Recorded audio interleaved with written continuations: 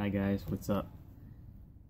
This is the second part of the first video of us talking about what or who God is. The second one, like I said, will be about why hell actually doesn't exist. And hell as an infinite place of torture doesn't exist. And this is extremely, extremely important, because if we could take out the idea of an infinite hell, we will stop blaming down below and understand what karma is, right? Understand the cyclical patterns of good and evil. And once you understand that, you gain a different responsibility over yourself and your actions. I feel like the concept of hell has allowed us to use an excuse, if I may, of blaming someone else for the things that we do. Now, I'm not saying that the devil or Satan or Maya, which is everything that we're going to talk about now, I'm not saying that that does not have an influence on us. It absolutely does. But I'm saying that we still, with our responsibility, have the power to respond differently to our karmic actions. So this rules out any responsibility on anybody else, because in the cyclical patterns of good and evil, karma simply means action, right? It has no bias towards a good and evil. It is just action itself. So where there's a cause, there is an effect. And we'll talk about where Buddhism, we'll talk about later where Buddhism actually helped you look closely into that one divine main law of cause and effect that absolutely nobody is exempt from. There isn't a being in the entire universe, manifested or unmanifested, that isn't exempt from this karmic law. Now, cool part is that I've referenced this several different places, and scholars have been able, through proper translation, to see where the word hell actually came from. Where I got a lot of my information from was David Wilcock. He's I suggest you look into him. He has only good and loving intent. Even if whatever he says sounds crazy, the intent behind it is the true message, and you could tell it's nothing but pure and factual. Right. Before we get into this again, I want to talk about how sometimes people may be so stuck on their one idea, and that even bringing factual information to them will kind of like threaten their very existence of everything that they've known. Right. So a cool video that I had posted a couple weeks ago was talking about how to properly dialogue with people like that. First, I want to establish to everybody that may think that I'm against religion. I'm not really. I'm really only here to kind of like clear the fog with everything that's been passed down through unenlightened men. And not personally saying that I'm enlightened, but I've looked towards the enlightened men for information, right? The avatars, the people who have been seeking God in their entire lives and are able to really understand all of this.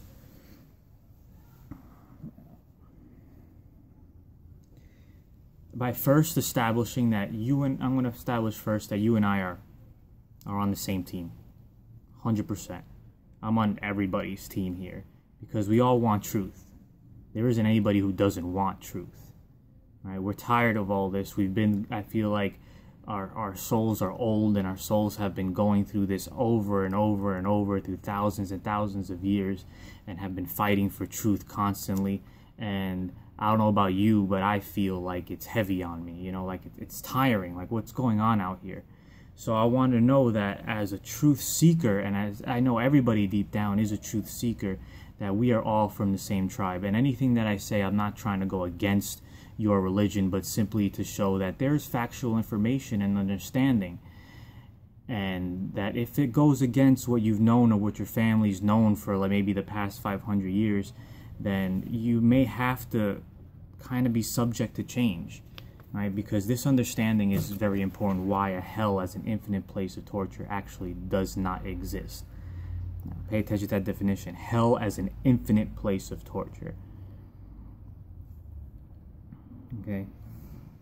First, I also have some notes here, so y'all be looking down because there's really a lot of information in it. But we'll go through the words that are simply, through proper translation down the line. The Hebrew word that is translated the most from hell, that's got translated the most into the word hell, was Sheol. And Sheol simply means grave. And that is mentioned 31 times in the entire Old Testament. And the grave is where everybody goes regardless of how they live their lives.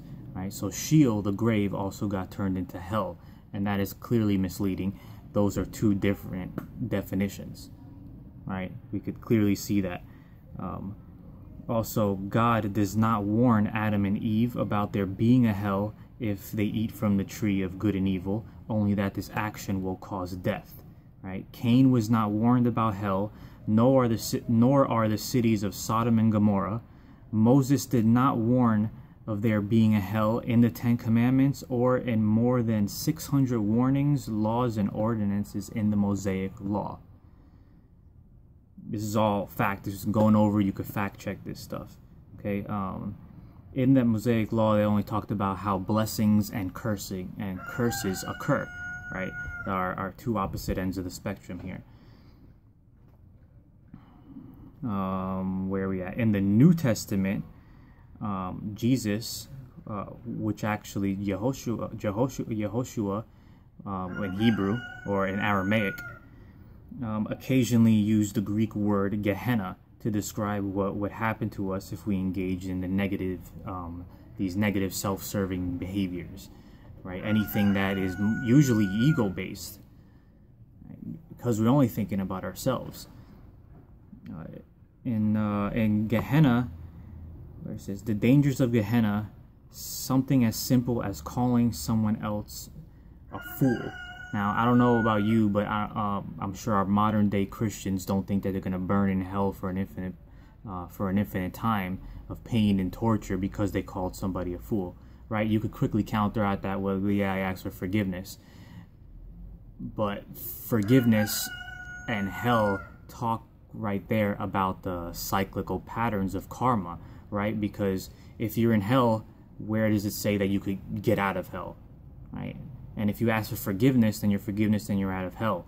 So if you call somebody a fool, then you are going to reap the karmas of calling somebody else a fool. Somebody else might call you a fool, or you might suffer in some different way. So within that time, you will be in hell. But forgiveness comes out of that hell. So hell and heaven are actually states of being that you encounter, that you could become. They're not some things that are separate from us. And we'll understand this through these further translations. Importantly, the same root word for Gehenna is from the Old Testament in Hebrew as Gehenna, and that translates to the valley of the sons of Hinnom. Now, when Jesus used Gehenna to explain hell, it was pretty close, because Gehenna or Gehenna was a place that before the time of Jesus, where people had made sacrifices to the owl god Moloch. They sacrificed children in that area. So you would obviously understand that the energies within that area are very hell-like, if I may. It's very much suffering and pains and torture. Later on, after that, they had got pushed out, and that area was only used to burn the dead bodies of the sick, basically like a garbage dump outside the city, where the city was purified and left over. And so when he uses a karmic term like you will have to burn off in Gehenna, he's basically using how we use karma now. You would have to burn off that karma, using the metaphor of Gehenna. What else you got? Dead bodies. The third definition of Gehenna is a place a place of state of pain and torment. Therefore, when Jehoshua said, by calling someone a fool will bring you through Gehenna, he meant that causing pain and torment to others would cause similar pain and torment in your own life as a form of purification. We just said that. Okay. Also, concept of karma is clearly, as you sow, so shall you reap. This stuff becomes pretty straightforward, you know. Once you remove this fear base, you start to realize you're gaining responsibility of your actions. You're going to be able to pull your own self out of the hell that you're living in. Okay, another similar term. So now that hell is nowhere in there, also another word for hell that was before Satan, and Satan. Before the word Satan, they used, in ancient India, they'd call it Maya, all right? And Maya is the illusion that we are separated from God. So the story of Lucifer is, as a metaphor, is actually pretty accurate if you think about it. Just to quickly go over the story of Lucifer was that God created a perfect light. Right, and then this perfect light tried to be like God, and then because it was trying to be like God, it was cast out from heaven. Right, and it's the same thing with this illusion. Right, God wanted, or an infinite creation, a state of oneness, created a light that was cast out from itself, creating an illusion that you are separate from that oneness. The greatest illusion of all time is our separation from creation. And we desperately have to break through this illusion of separation, because we are literally killing ourselves. If you start to understand spiritually that we are all one, then spiritually speaking, even murder is actually suicide. Right? When you get to that state of understanding of oneness, that's how in depth that definition goes. Murder is, spiritually speaking, suicide.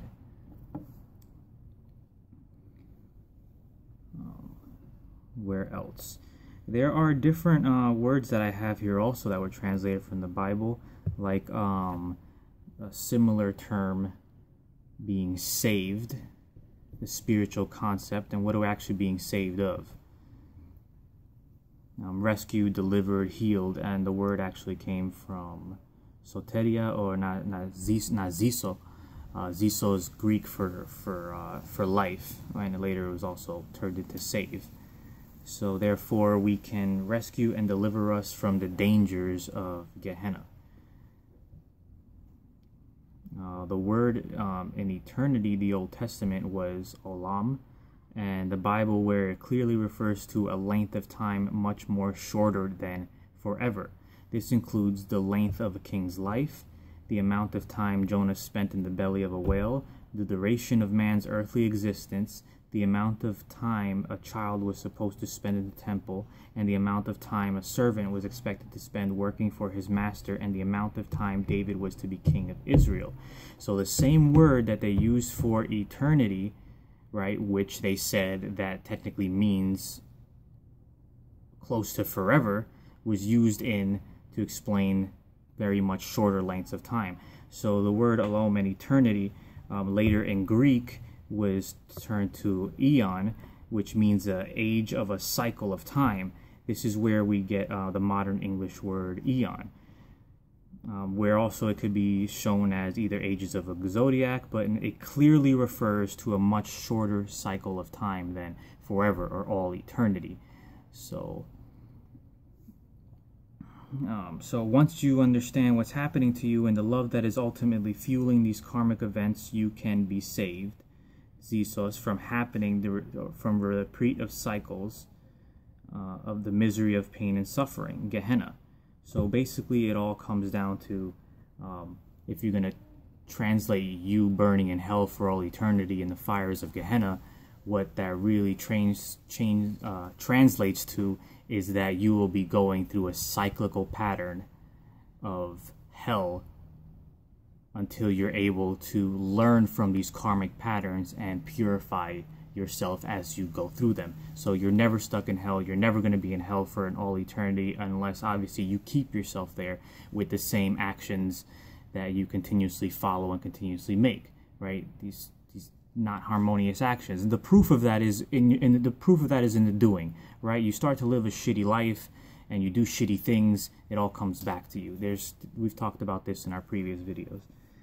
We're just going over the actual translation to show that the proof from when Hebrew, Aramaic, and Hebrew and Greek got translated to English, a lot of things got changed. It's also important to know, well, why would these things be changed in the way they were?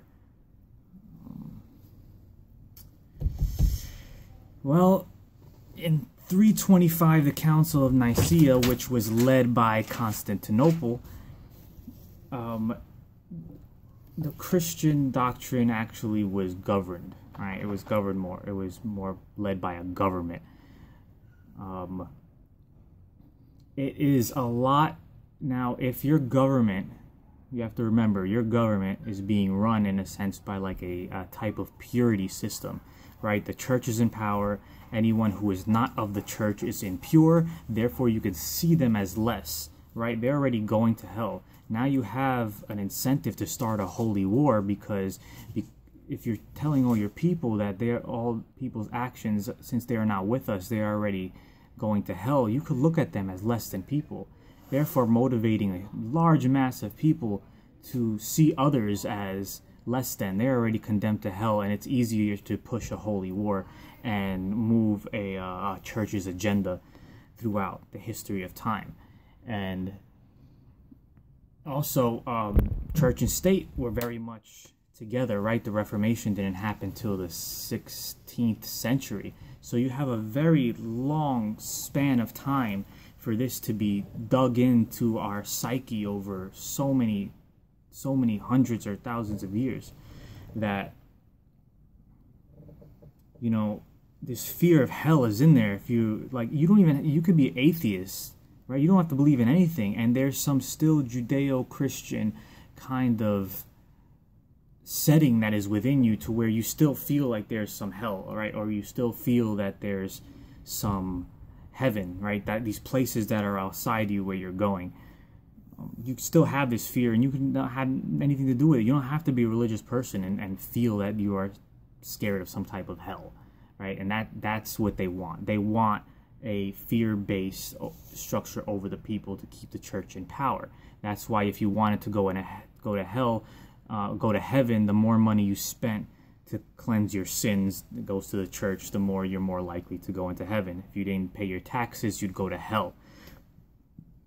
People think, oh yeah, well, it doesn't work like that anymore. Yeah, but the basis of which all this was founded is based off of that.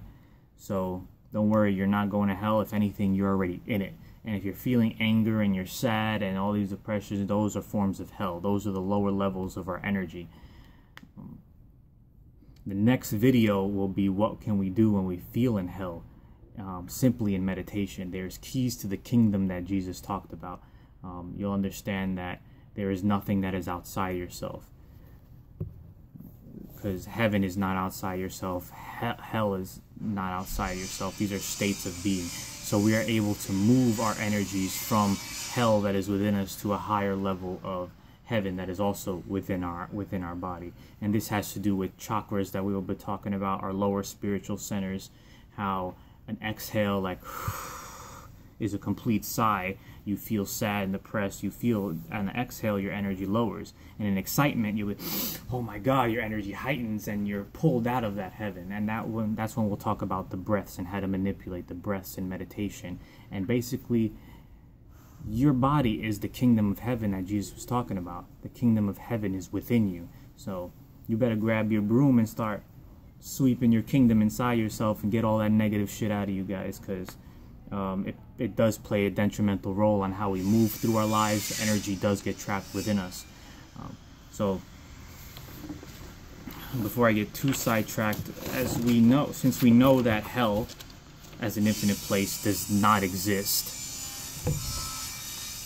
not just through translation, but understanding probably the oldest religion out there 10,000 years ago, Sanatana Dharma, which turned into Hinduism, which we'll also be talking about in the next video, because that will be most important then when we talk about meditation, and eternal truth, and where how many times Christ has been heard over the past 1,000 years, 10,000 years, not just in our man Jesus. Okay. So yeah, you gain responsibility now. You have control of your life and your karma and your hell. You don't gotta be stuck in there. So let's pull ourselves out. Let's pull each other out. Let's be aware of karma, these cyclical patterns that we keep ourselves in. And we'll all get ourselves out of it. We're basically looking at now that it's a very important time to be everybody taking responsibility of themselves. You know, it's easy to say, well, yo, what can I do? I'm only one person. You have no idea what one person is capable of until you've looked inside yourself. It does not get thrown around lightly. Any successful or person who tried to change the world knows this and has said this. And we have to change the world together by changing ourselves. You'll see the drastic change within us as we go through this. So don't fear hell. Never fear hell. Never fear God. Know that He only needs our love. Because love's going to fix this world, even if you think it's all this mushy bullshit. It's not. God bless you guys. We will talk again soon. The next video will be on meditation and understanding the word Christ. Love you guys. I love you. I'm sorry. Thank you. Please forgive me. I got that in the wrong order. It don't matter.